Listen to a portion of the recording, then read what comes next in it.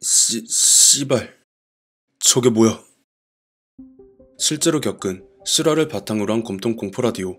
오늘 들려드릴 이야기는 시청자 로랭말랭님이 보내주신 이야기로, 로랭말랭님의 어머니께서 주워온 자개장으로 인해 온 가족이 수개월 동안 공포 속에 살게 되었던 이야기라고 합니다.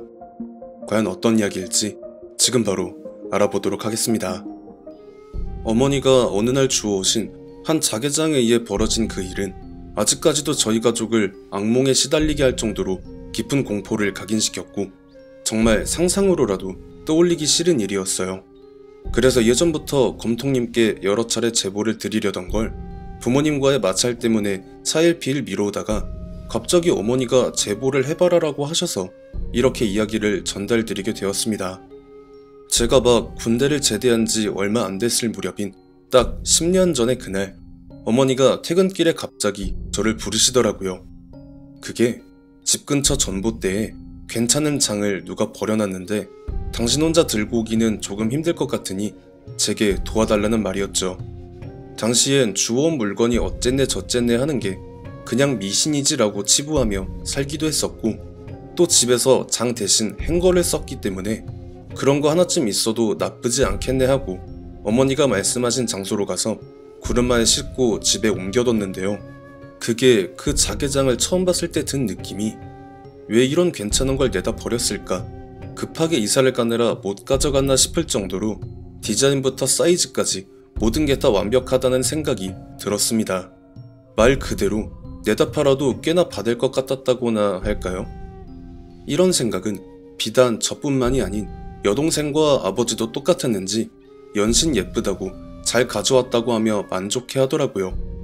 그렇게 자개장의 내부를 청소하고 옷을 들여놓던 중에 장 내부에 부적 같은 게 몇 장 붙어있는 게 보여서 이걸 떼느냐 마느냐 실랑이가 살짝 일긴 했지만, 그런 소라는 빠르게 정리되며 만장일치로 떼버립시다로 결론이 지어졌는데, 저희 가족은 그때 그 부적을 절대 떼어서는 안 됐습니다. 그것이 밖으로 나오지 못하게 막고 있는 일종의 제동장치였을 줄은 꿈에도 몰랐어요. 이상한 일은 자개장을 가져온 그날 밤부터 일어나기 시작했습니다. 자개장을 들여놓은 곳이 거실 냉장고 바로 옆이었는데, 그 냉장고 바로 옆이 제가 쓰던 방이었는데요. 제가 잠기가 밝은 편이라 살짝 부스럭거리는 소리만 들려도 잠에서 곧잘 깨거든요. 제가 머리를 대고 누워있는 반대편에서 자개장이 열리는 소리가 들리는데, 이게 어떤 목적을 갖고 활짝 열어젖히는 소리가 아니라 소름 끼치게 천천히 열리는 소리였어서, 아니 이 밤중에 누가 거실에서 장을 열고 있나 하고 거실로 나가봤죠. 불이 다 꺼진 불빛 한 점 없는 거실엔 당연히 저를 제외하고는 아무도 없었고, 그 자개장이 아주 살짝 비스듬하게 열려 있었습니다. 가끔 오래돼서 힌지가 마모된 장이 혼자 열리는 경우가 있기는 하지만, 그 장은 외형 장식만 고풍스러운 느낌으로 되어 있었을 뿐, 안에는 문을 닫으면 철컥하고 잠금이 되는 장치가 달려 있었기 때문에 누가 의도적으로 열지 않는 이상 혼자 열리는 게 불가능했어요. 그런 말인즉 장 안에서 누군가가 문을 밀어서 열었다라는 말이 되는 것이었죠. 여기서 살짝 불안감이 엄습한 저는 아 진짜 누가 열어놨냐 라고 신경질적인 혼잣말을 일부러 내뱉으며 문을 거세게 닫으려고 했고요. 그런데 문을 닫는데 뭔가가 턱하고 걸리는 느낌이 들었습니다. 이불이나 옷 같은 게 걸려서 푹신한 그런 느낌이 아니라 덜컥하고 걸리는 느낌. 그러니까 사람의 손 같은 게 걸려서 다치다가만 그런 느낌인 거예요. 안 그래도 불빛 한 점 없어서 무서운 상황에 상식선에서 일어날 수 없는 일이 일어나니까 그 공포감은 순식간에 확산되었고 제 온몸이 떨리기 시작했죠. 그리고 시선을 무언가가 걸린 것 같은 그쪽으로 옮겼더니 웬 하얗다 못해 창백하기 그지없는 사람의 팔 한 짝이 꿈틀거리며 움직이고 있는 게 보였어요.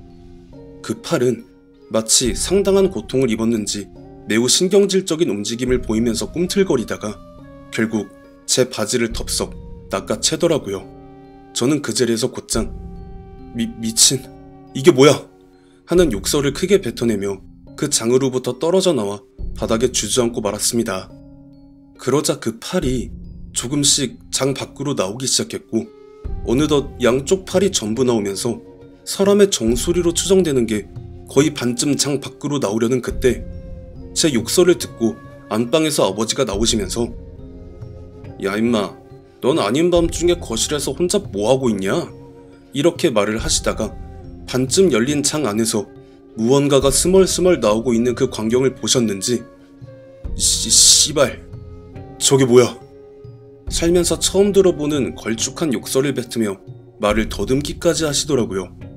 저는 그 사이에 빠르게 정신을 차리고 곧장 거실의 전등 스위치를 올렸고 장 안에서 기어나오던 그것이 도로 그 안으로 들어가는 모습을 보며 다시금 주저앉을 수밖에 없었습니다. 방 안에서 처음 들었던 소름 끼치게 천천히 닫히는 소리와 함께 슬로우 모션 같은 동작을 보이며 장 안으로 들어가던 그것. 저와 아버지는 서로 마주보며 금방 전에 겪은 일을 황당해할 수밖에 없었고요. 그 소란에 거실로 나온 어머니와 여동생은 밤중에 시끄럽게 뭐하는 거냐며 괄괄대는데 저와 아버지의 귀엔 그게 전혀 들릴 턱이 없었죠. 그 길로 저와 아버지는 거실 바닥에 어머니와 여동생을 불러앉혀놓고 방금 전에 겪었던 일에 대해 이야기하면서 당장 장을 갖다 버려야 한다고 설득했습니다. 하지만 어머니와 여동생은 저희들의 말을 일장 헛소리로 치부할 뿐 저렇게 예쁘고 실용성 있는 걸 왜 남 좋자고 도로 갖다 내놓느냐며 성화를 부리는 것이었죠. 결국 두 여자와의 기싸움에서 패배한 저와 아버지는 그래 니들도 겪어봐야 알지 라는 무언의 눈빛을 교환하며 각자 방으로 들어갔습니다. 다음날 아침 어머니가 출근하시고 여동생이 학교에 가며 두 여자가 집을 비우자 저와 아버지는 발빠르게 움직여서 그 장을 내다 버리려 했는데요. 저와 아버지는 일단 키도 키지만 골격이 큰 편이라 한 덩치를 하는 편인데 그런 남자 둘이 그 장을 어떻게든 들기 위해 안간힘을 쓰는데도 일절 꿈쩍도 하지 않는 거예요. 분명 전날엔 저 혼자서도 가뿐하게 들어 옮길 수 있었을 정도로 무게가 많이 나가지 않았는데 도대체 이게 뭔 경우인가 했죠. 당연히 안에 들어간 옷이랑 이불은 전부 꺼낸 상황이었고요. 서로 동공이 흔들리며 불안한 눈빛을 주고받던 저와 아버지는 그 다음에 일어난 상황에 완전히 겁에 질려버리고 말았습니다. 그 자개장이 덜컹덜컹 소리를 내면서 좌우로 미친듯이 움직이다가 앞으로 혼자 넘어가더니 그 창 안에서 무언가가 나오려고 발버둥을 치는 듯 연신 쾅쾅쾅 소리를 내기 시작했기 때문이었고 그 상황에 완전히 얼어붙어서 서로 힐끔힐끔 눈빛을 기원하던 저와 아버지는 동시에 비명을 지르며 집 밖으로 뛰쳐나올 수밖에 없었죠. 그렇게 현관 앞에서 옴짝달싹 못하고 집 안으로 들어가지 못하고 있던 그때 옆집 아주머니가 문 밖으로 나오시더니 아니 아침부터 뭘 하길래 이렇게 시끄러워요? 하고 볼멘 소리를 내기까지 하니까 우리가 헛골 본 게 아니구나라는 확신까지 들고 말았죠. 그렇다고 계속 밖에 서 있을 수는 없는 노릇이니 아버지와 저는 조심스럽게 다시 집 안으로 들어가서 옷가지와 지갑만 챙기고 다시 나왔습니다. 도저히 집안에 계속 있을 수가 없었기에 저와 아버지는 인근의 찜질방에 가서 어머니가 퇴근하고 돌아오실 때까지 기다릴 수밖에 없었고요. 밤중에 그런 일을 겪고 아침에까지 한 번 더 겪으니 정신이 피폐해질 대로 피폐해진 저희 부자는 찜질방에서 지쳐서 잠에 들었다가 아버지의 휴대폰이 울리면서 잠에서 깼는데 어머니가 퇴근하고 집에 돌아오신 건지 아주 고래고래 소리를 지르시더라고요. 장을 왜 이렇게 해놨냐고, 너희들 당장 지금 집으로 튀어오라고 말이에요. 그렇게 쉽사리 떨어지지 않는 발걸음으로 어기적 현관 앞에 선 저와 아버지는 뜻밖의 광경을 보며 의아해할 수밖에 없었는데요. 어머니와 여동생이 온몸을 사시나무 떨듯이 벌벌 떨면서 현관 앞에 쭈그리고 앉아서 울먹거리고 있었기 때문이었습니다. 그리고 그런 어머니와 여동생에게 자초지종을 들을 수 있었죠. 어머니가 퇴근하고 집에 온 다음 바닥에 낮아빠진 장을 보며 아버지에게 전화를 한 뒤 때마침 하교하고 돌아온 여동생과 함께 쓰러져 있는 장을 다시 일으켜 세웠다고 해요. 그런데 여기서 의문이 생긴 게 장에 울퉁불퉁한 혹이 여러 개가 나 있었는데 아무리 봐도 바깥에서 충격을 준 게 아니라 장 내부에서 충격을 가한 것처럼 생겼길래 이게 뭔가 하고 장을 열어보는 그 순간 어머니와 여동생은 곧바로 바닥에 주저앉아 온 동네가 떠나가라 비명을 질렀다고 합니다. 왜냐하면 그 장 안엔 머리를 산발한 웬 남자와 여자가 등을 돌린 채로 웅크려 앉아 있었고 뭐가 그리 신이 나는지 키득거리며 웃고 있었기 때문이었대요. 이게 상식선에서 이해가 일절 가지 않는 상황인 게 장의 문이 바닥을 향한 채로 엎어져 있었으니 들어올릴 때 그 연놈들이 바닥으로 떨어져 나왔어야 하니까요.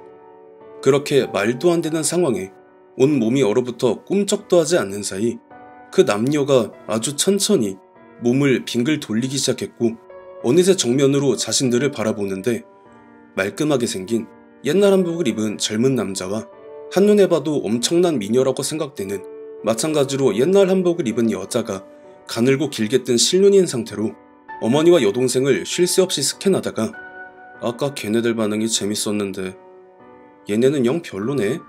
각자 이렇게 말을 하더니 일순간에 장 밖으로 점프를 하듯이 튀어나와서 어머니와 여동생을 에워싸고 정체불명의 막춤을 췄다는 것이었죠. 그런 아비규환 속에서 여동생이 기지를 발휘해서 어머니를 반강제로 들쳐업고 아득바득 집 밖으로 나와서 현재의 상황이 되었다는 충격적인 증언. 여기서 저희 가족은 집에 어떻게 다시 들어가나 발만 동동 구르고 있는데 또다시 옆집의 아주머니가 문 밖으로 나오시더니 혹시 바깥에서 자개장 같은 거 주워왔어요? 걱정 어린 눈으로 이렇게 말을 하는 거예요. 그래서 어떻게 아셨냐고 하니까 사실 엊그저께 제가 구르마에 자개장을 태워서 집안에 들이는 걸 문틈 밖으로 얼떨결에 보신 아주머니는 설마 별일 없겠지 생각하셨는데 어젯밤에도 그렇고 아침에 소란스러웠던 것도 그리고 방금 전의 일도 그렇고 누가 봐도 그런 상황인 것 같았대요. 그래서 휴대폰을 꺼내면서 어디에 전화를 하시더니 아는 지인 중에 용한 무속인이 한 명 있는데 지금 당장 오라고 했으니까 조금만 기다리라고 하셨고요. 정말 한 10분이 채 안 돼서 복도 쪽으로 걸어오는 남자 무속인분이 대뜸 도어락 비밀번호가 뭐냐고 물어보면서 집 안으로 들어가는 모습을 물끄러미 바라보니까 거 당신들은 안 들어와요? 라고 하며 눈빛으로 무언의 압박을 주길래 얼떨결에 저희 가족은 집 안으로 따라 들어갔죠. 무속인분은 문이 활짝 열린 자개장을 보면서 혹시 장 내부에 부적 붙어 있었던 거 뗀 거냐고 왜 떼어냈냐고 불같이 화를 내다가 자개장 안에 탓이랑 굵은 소금을 연달아 신경질적으로 던지더니 갑자기 거실 바닥에 고꾸라져서 헛구역질을 몇 번 하다가 다시 일어나서는 와 이것들 장난 아니네. 이미 얘네는 장 안에 걸려있던 속박에서 풀려났고 이 집 자체를 자기네 아지트로 삼아버렸는데요? 이 말을 하는데 말이 말인즉 집 자체가 장 안에 속박되어 있던 그것들의 소굴이 되어버렸으니 더 이상 사람이 살 수 없다라는 그런 말이었죠. 그럼 어떻게 하냐는 부모님의 말에 무속인분이 그 자리에서 부적을 한 10장 정도 꺼내서 즉석에서 부적을 그리시고는 안방에 2개, 거실에 2개, 제 방과 여동생 방에 각각 2개씩 붙이시고는 마지막으로 자개장의 문 양쪽에 1장씩 붙이시면서 최대한 빨리 이 집에서 나갈 것, 그리고 집이 팔리기 전까지 절대 밤중에 거실로 나오지 말 것, 이 2가지를 강조하며 더 이상 손쓸 방도가 없다고 하셨고요. 그렇게 무속인분이 가시고 난 다음날 부모님은 부동산에 그 집을 내놓으셨고 당부 말씀에 따라 웬만하면 밤중에 거실로 나가지 않으려 노력했지만 생리현상을 어떻게 해결할 방법이 없어서 거실로 나가면 아니나 다를까 그것들이 자개장을 에워싸고 정체불명의 막춤을 추고 있는 광경을 볼 수밖에 없었어요. 그렇게 버티다 안 되겠어서 집을 내놓은 지 2개월쯤 지났을 때 부모님께서 인근에 있던 투룸을 월세를 얻으셔서 어거지로 그 집에서 탈출을 했고 딱 3개월쯤 지났을 때 그 집이 나가게 되면서 저희 가족은 현재 살고 있는 아파트로 이사를 올 수 있었습니다. 그나마 다행인 건 그 집에 들어온 분들이 그들을 겪지 않으신 건지 부동산을 통해 부모님께 연락한다거나 하는 일이 일체 없었다는 점이고요. 그 사건 이후로 저희 가족은 절대로 밖에 버려진 물건이 제 아무리 좋아 보여도 절대 손을 대지 않는 극단적인 중고 혐오자가 되어버리고 말았으며 10년이 지난 지금까지도 뭔가 가슴 한켠에 남은 찝찝함 때문인지 가족 전체가 가끔 그 일에 대한 악몽에 시달리고 있습니다. 버려진 물건은 함부로 집에 들여서는 안 된다는 교훈은 제 채널에 업로드된 관련 이야기에서도 쉽게 찾아볼 수 있습니다. 물론 모든 중고품이 다 그렇다는 건 아니지만 정말 어쩌다가 재수없게 얻어 걸리는 사연이 있는 물건에 나 자신이 당할 수도 있다는 점 시청자분들께서도 다시 한번 상기해 주시기 바라며 이번 이야기 마치겠습니다. 시청해주신 모든 분들 감사드리며 구독과 좋아요 알림 설정 부탁드립니다.